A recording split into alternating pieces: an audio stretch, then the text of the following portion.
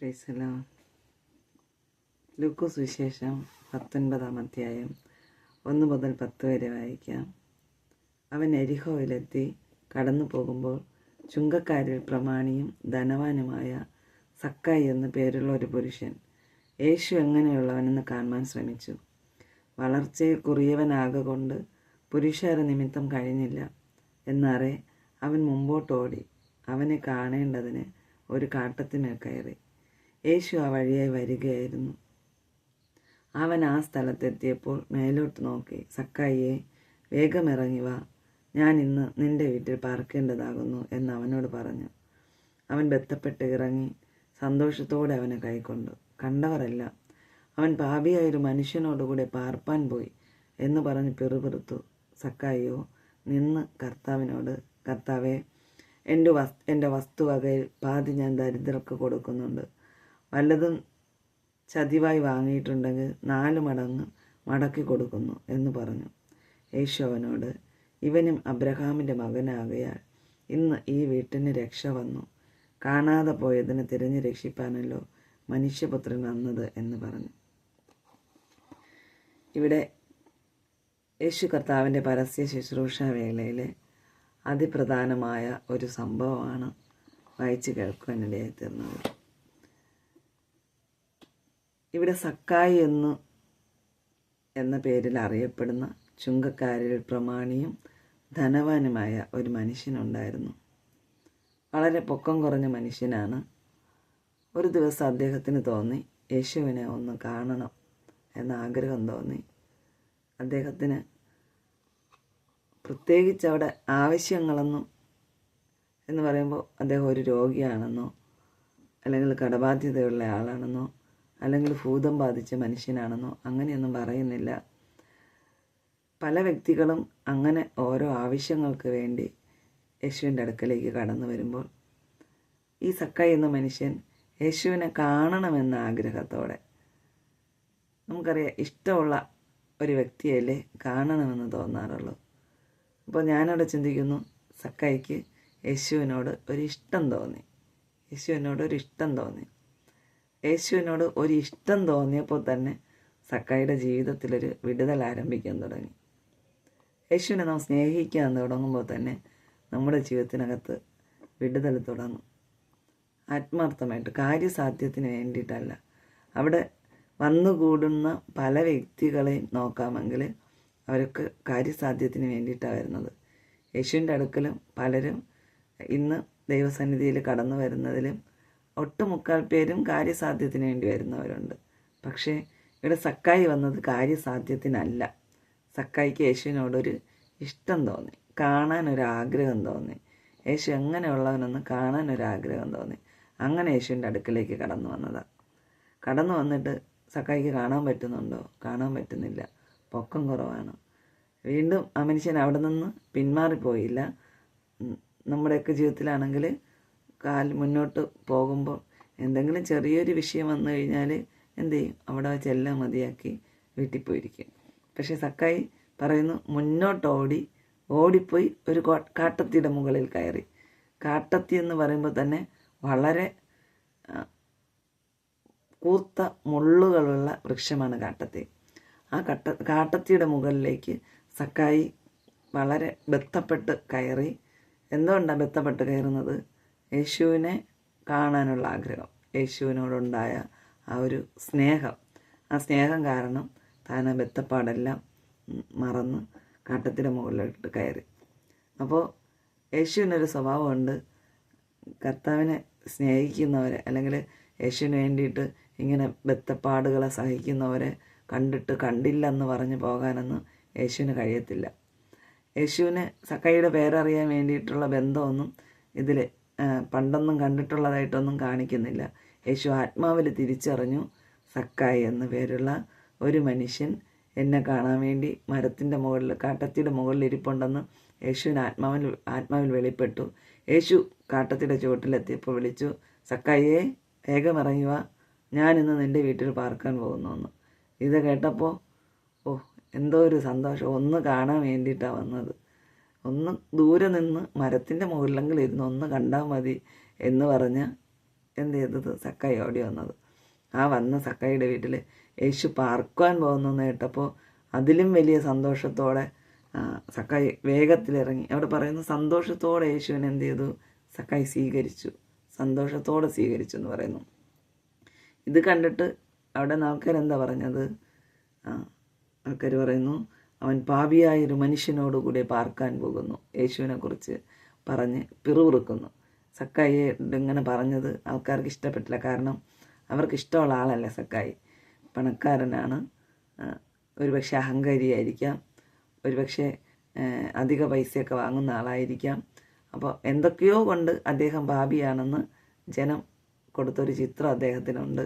പക്ഷേ ആ പാപിയാണെന്ന് പറയുന്ന മനുഷ്യന്, സമൂഹം പാപിയാണെന്ന് ആ ഒരു ചിത്രം കൊടുത്ത മനുഷ്യനും യേശുവിനെ സ്നേഹിക്കാൻ തുടങ്ങിയപ്പോൾ അദ്ദേഹത്തിൻ്റെ പാപത്തിന് പിന്നെ അദ്ദേഹത്തിൻ്റെ കൂടെ നിൽക്കാൻ കഴിയുന്നില്ല.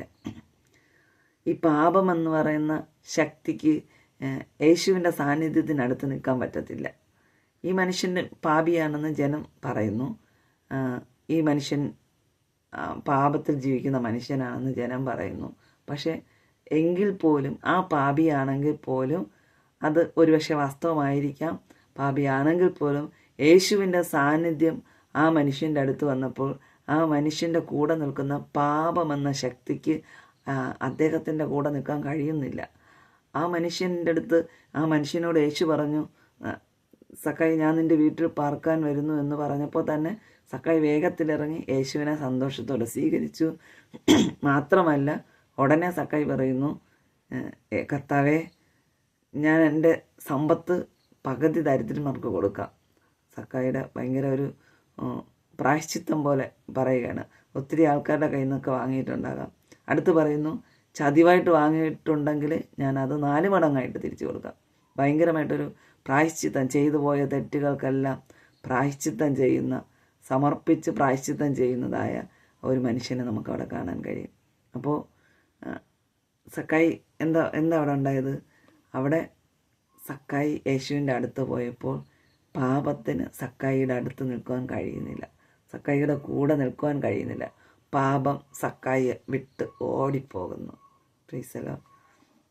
എന്നെ കേൾക്കുന്ന പ്രിയമുള്ളവരെ, ഒത്തിരി പാപത്തിന് ഒരുപക്ഷെ പുകവലിയാകാം, ഒരുപക്ഷെ മദ്യപാനമാകാം, ഒരുപക്ഷെ മറ്റെന്തെങ്കിലും പ്രവൃത്തികളാകാം.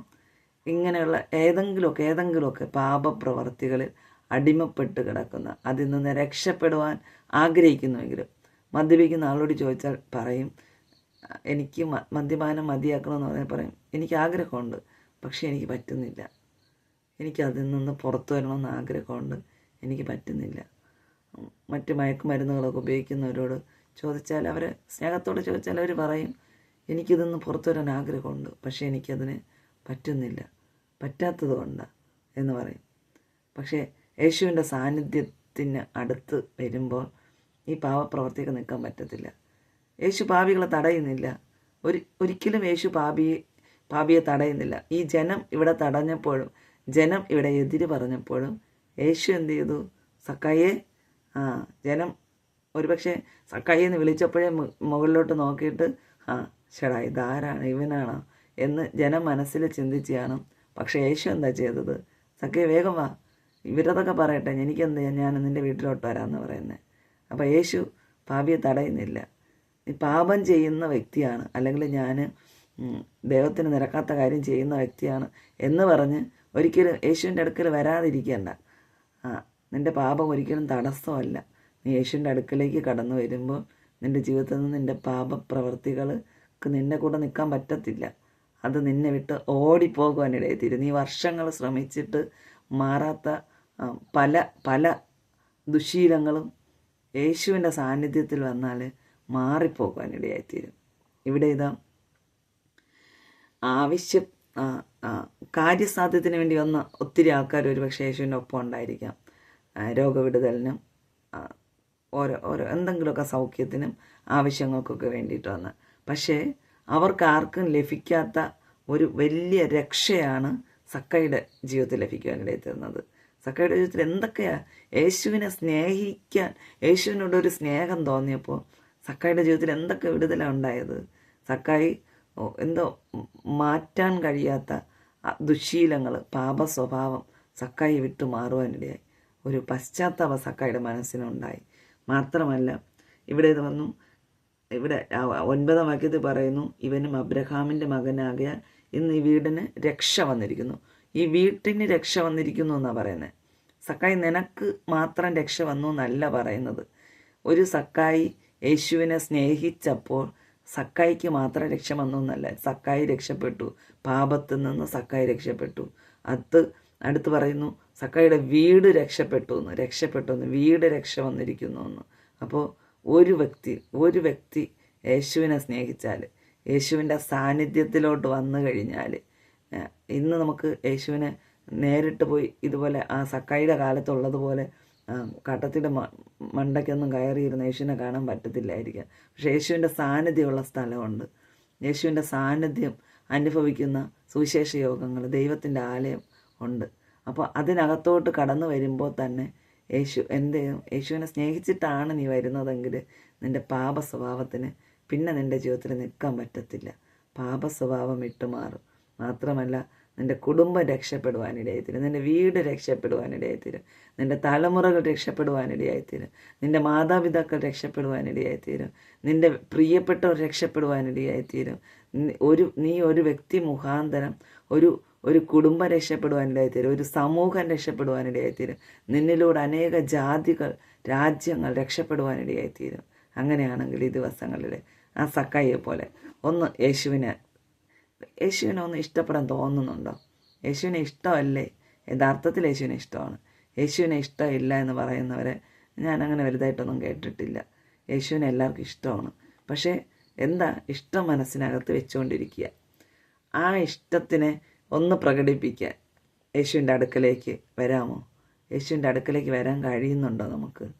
സക്കായിക്ക് ഇഷ്ടം തോന്നിയപ്പോൾ സക്കായി ആ ഇഷ്ടത്തെ ഹൃദയത്തിനകത്ത് വെറുതെ വെച്ചിരുന്നില്ല. സക്കായി ആ ഇഷ്ടം പ്രകടിപ്പിക്കാനായിട്ട് യേശുവിൻ്റെ അടുക്കലേക്ക് വന്നു. ഒന്ന് ദൂരെ നിന്ന് കാണാൻ വന്നു. നടക്കാത്തത് കൊണ്ട് മരത്തിൻ്റെ മുകളിൽ കയറിയിരുന്ന് കണ്ടു. അടുത്ത് യേശു സക്കായി എന്ന് വിളിച്ചപ്പോൾ സക്കായി മിണ്ടാതെ നിന്നിരുന്നില്ല. സക്കായി അവിടെ ഇറങ്ങി വന്നു, പെട്ടെന്ന് ഇറങ്ങി വന്നു, ബന്ധപ്പെട്ട് ഇറങ്ങി വന്നു പറയുന്നത്. സന്തോഷത്തോടെ സ്വീകരിച്ചു എന്നാണ് പറയുന്നത്. യേശുവിനെ സന്തോഷത്തോടെ സ്വീകരിച്ചു, ബന്ധപ്പെട്ട് ഇറങ്ങി വന്നു. എന്നിട്ട് യേശുവിനോട് അങ്ങോട്ട് സംസാരിക്കുക. കർത്താവ്, ഞാൻ ഇന്ന കാര്യങ്ങളൊക്കെ ചെയ്യാമെന്ന് അങ്ങോട്ട് സംസാരിക്കുക. യേശു നമ്മുടെ എല്ലാവരുടെയും സംസാരം കേൾക്കാൻ ആഗ്രഹിക്കുന്നു. നീ സംസാരിക്കുന്ന കേൾക്കാൻ യേശുവിന് കൊതിയ. കർത്താവിനോട് പറയാനുള്ള എന്തെന്ന് വെച്ചാൽ പറയാം. നമുക്ക് ഒരു മനുഷ്യനോടും വിശ്വസിച്ചൊന്നും പറയാൻ പറ്റത്തില്ല. പക്ഷേ എൻ്റെ യേശുവിനോട് എല്ലാം പറയാം. നമുക്കെല്ലാം തുറന്ന് പറയാൻ കൊള്ളാകുന്ന നല്ലൊരു ഫ്രണ്ടാണ് കർത്താവ്. നമ്മുടെ നല്ലൊരു സ്നേഹിതനാണ്, നല്ലൊരു ദൈവമാണ്, നല്ലൊരു അപ്പനാണ്, നല്ലൊരു അമ്മയാണ്. നിൻ്റെ ജീവിതത്തിൽ ആരായിട്ടാണ് നീ കാണുവാൻ ആഗ്രഹിക്കുന്നത് അതായിട്ട് തന്നെ നിൻ്റെ കൂടെ നടക്കുന്ന ഒരു ദൈവമാണ് എൻ്റെ യേശപ്പച്ചൻ. അങ്ങനെയാണെങ്കിൽ ആ കർത്താവിന് സ്നേഹമാണെങ്കിൽ ആ കർത്താവിൻ്റെ അടുക്കലേക്ക് ഒന്ന് വരാമോ? കർത്താവിന് ഇഷ്ടമില്ലെന്ന് ആരും പറയത്തില്ലെന്ന് എനിക്കറിയാം. ആ യേശുവിൻ്റെ അടുക്കലേക്ക് ഒന്ന് വരാമോ? യേശുവിൻ്റെ അടുക്കലേക്ക് വരുമ്പോൾ തന്നെ നമ്മുടെ ജീവിതത്തിൽ, നമ്മുടെ സ്വഭാവത്തിന്, നമ്മുടെ കുടുംബത്തിന്, നമ്മുടെ തലമുറകൾക്ക് സകലത്തിലും മാറ്റം വരുവാനിടയായിത്തീരും. അങ്ങനെയാണെങ്കിൽ ഈ ദിവസങ്ങളിൽ യേശുവിൻ്റെ അടുക്കലേക്ക് വരാൻ മടിയില്ലാതെ വരാൻ ദൈവം എല്ലാവരെയും സഹായിക്കട്ടെ. ഞാനൊരു വാക്ക് നിങ്ങൾക്ക് വേണ്ടി പ്രാർത്ഥിക്കാൻ ആഗ്രഹിക്കുന്നു. നല്ല ദൈവമേ, സ്വർഗീയ പിതാവേ, അനുഗ്രഹമേറെ നല്ല സമയത്തിനായി സ്തോത്രം. കർത്താവ്, ഈ സന്ദേശം കേൾക്കുന്ന ഏത് വ്യക്തിയാകട്ടെ അപ്പച്ച, കർത്താവ് ഒരു യേശുവിനെ അറിഞ്ഞിട്ടില്ലാത്ത വ്യക്തിയാണെങ്കിൽ കർത്താവ് യേശുവിൻ്റെ സ്നേഹം അവിടെ ഹൃദയത്തിനകത്ത് നിറയുവാൻ പ്രാർത്ഥിക്കുന്നു അപ്പച്ച. യേശുവിനെ കാണാനുള്ള ആഗ്രഹം അവിടെ ഹൃദയത്തിൽ വരുവാൻ പ്രാർത്ഥിക്കുന്നു കർത്താവെ. കർത്താവ്, യേശുവിനെ കണ്ടവരും യേശുവിനെ സ്നേഹിച്ചവരും യേശുവിൻ്റെ സാന്നിധ്യത്തിലോട്ട് വന്നവരെ ഒന്നും എൻ്റെ കർത്താവ് വെറുതെ വിട്ടിട്ടില്ലല്ലോ അപ്പച്ച. അങ്ങനെയാണെങ്കിൽ കർത്താവെ, യേശുവിൻ്റെ മുന്നിൽ സമർപ്പിക്കപ്പെട്ടവരൊക്കെ അനുഗ്രഹിക്കപ്പെട്ടിട്ടുണ്ട് കർത്താവെ. അങ്ങനെയാണെങ്കിൽ ഒരു സമർപ്പണം കർത്താവെ നിൻ്റെ മകൻ്റെ ജീവിതത്തിൽ ഉണ്ടാകട്ടെ അപ്പച്ച. അത് അവിടെ കർത്താവെ ജീവിതത്തിന് വലിയൊരു മാറ്റത്തിന് കാരണമാകട്ടെ. അതവരുടെ ജീവിതത്തിൽ, അവരുടെ ഫാമിലിക്ക് വലിയൊരു മാറ്റം ഉണ്ടാകട്ടെ കർത്താവ്. മുഖാന്തരം കർത്താവ് ദേശങ്ങൾ വിടിവിക്കപ്പെടട്ടെ, രാജ്യങ്ങൾ വിടിവിക്കപ്പെടട്ടെ. ദൈവത്തിൻ്റെ വലിയ മഹത്വം അവരിലൂടെ വെളിപ്പെടട്ടെ കർത്താവെ. അതിനായി ഏൽപ്പിക്കുന്നു. താഴ്ത്തുന്നു, സമർപ്പിക്കുന്നു യേശുവിൻ നാമം തന്നെ. ആമേൻ. God bless U.